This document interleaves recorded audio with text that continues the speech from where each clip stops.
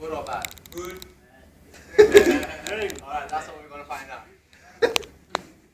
First of all, there's some things that we need to know.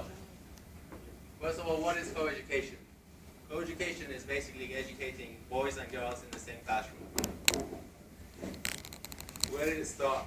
In ancient times, co-education was prevalent in ancient Greece.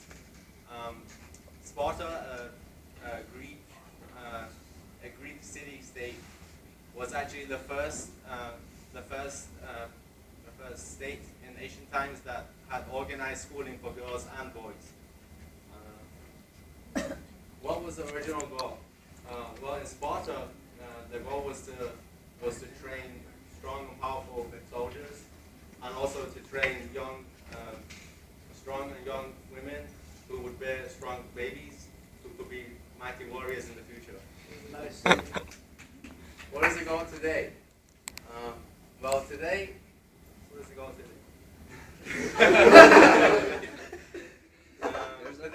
Today, this system of education is being used all over the world. In poorer and developing countries, it's being used to cut down on the cost for education. Later on, my good friend Sharuz will explain about that and shed some light on that side. Well, you may ask, why is this system being used in the more powerful and wealthy countries like in the US or in Europe? Well, basically it's become part of their culture, so the intermingling of the different sexes isn't anything new for these societies. Supporters and the opposers. Well, there are two groups, as you can see, people who are all for it and people who are against it. The people who support this system are usually the more exposed and open-minded people, and people who don't have very strict religious beliefs. And they believe that there's no harm in co-education. But on the other hand, there are some people who think that the boys and girls should not be in the same classroom. These are usually the people who have more strict religious beliefs, and they think that with co-education, the necessary distance between the two sexes will be removed, and this can be harmful because they think that when boys and girls interact freely in the teenagers, they might become victims of their emotions and cause some problems for themselves and others. Alright, so basically in this presentation, my friends will speak about some of the advantages and disadvantages of co-education so that you can make up your mind, see, everyone has a different point of view, so see what appeals to you. What is your point of view? My point of view. I'm all for it. Let me know.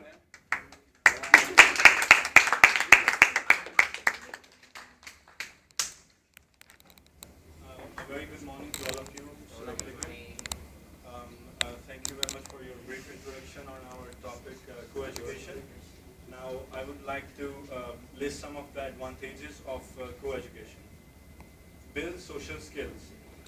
Co-educated boys and girls are less shy over each other than others, and it improves the confidence.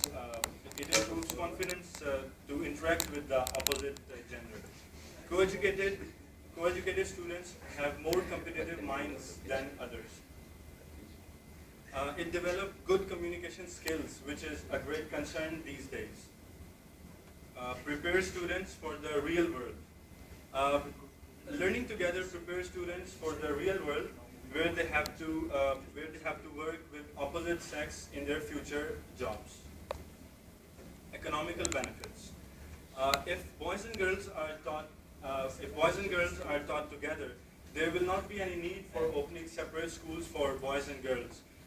They can be taught by the same staff, and this is very important mainly in developing countries because they have a shortage of professionally trained staff.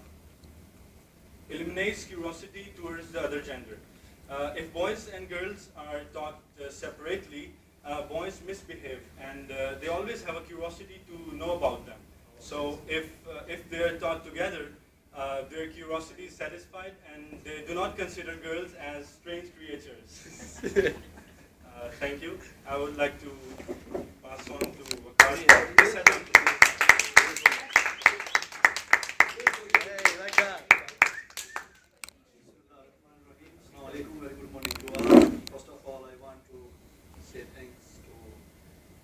Mr. Ehsan for such a nice introduction of co-education. After that, thanks to Mr. Sheros for the advantages, and special thanks to Ms. that she gave us chance to speak here.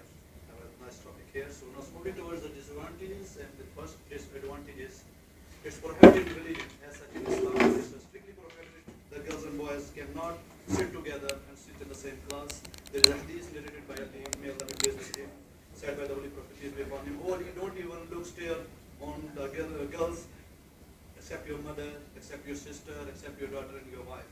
So this point is here, if we are not allowed to even stare on the girl's face, so how we can say that we can sit together in the same class or shoulder by shoulder and we can study here? So the main and the dangerous disadvantage is that if you are going to commit this, you are committing something against your religion. It might be Islam, might be Christianity like this. That's moving towards the second disadvantage is builds gender stereotypes, and this can be dangerous for all if you are studying in the same class, boys and girls, and maybe gender stereotypes meaning like this. You're studying in the same class, like girls will rank like a boys, and boys in future will rank like a girls. And these things they will adopt from the co-education system, while seeing that how boys laugh, how boys walk, and how boys act like. So this will maybe create a difficulty in future for you, and this can be dangerous for you. As you can see this in the all over the world, where girls wearing the shorts, girls wearing the pants. Usually in the previous, you can say previous age, this was the part of the dress of the girls. Now moving towards the third one, attraction of girls and boys. And this is very dangerous, and 90% you can see all over the university, all over the world. The girls and boys, first of all I want to say there's a universal law that opposite sex always attract each other. So girls and boys are studying together, they will surely attract each other. And after this, you will, victim of your emotions, and you spend more time in your restaurants, cafes, cinemas, shopping malls, while dating, more than your class. It will affect your study, it will affect your wealth, your health, you will skip your lecture, and like this. And it will affect you also, you will maybe forget your aim. Well, if you will get the emotional victim of your emotion. Now the last, moving to the last disadvantage, try to be popular. And you can see in every classroom, maybe it's a boy or girls, they can be trying to expert while asking the smart question from the teacher and while giving the smart answer to the teacher.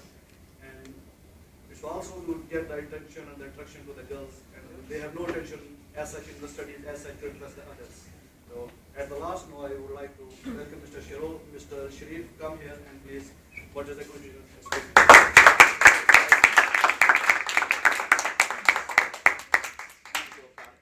So guys, it is good or bad.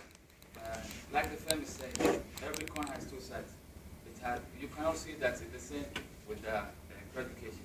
It has advantages and some disadvantages. It builds social skills for the students and prepare them for the real world. And may also make students victims of their emotions and attachment toward the object set. And when it becomes confusing between studying single sex system or education system, you should decide firstly on the quality of the education system. What you have to put in mind the values and the manners that mentioned in the religion and society. So it is up to the students how they are going to live with the new education environment. That's it. And now I want to thank my team in regard of the creation of the order of parents, Mr. Hassan, Mr. Sherus, Wakab, I mean myself, Muhammad.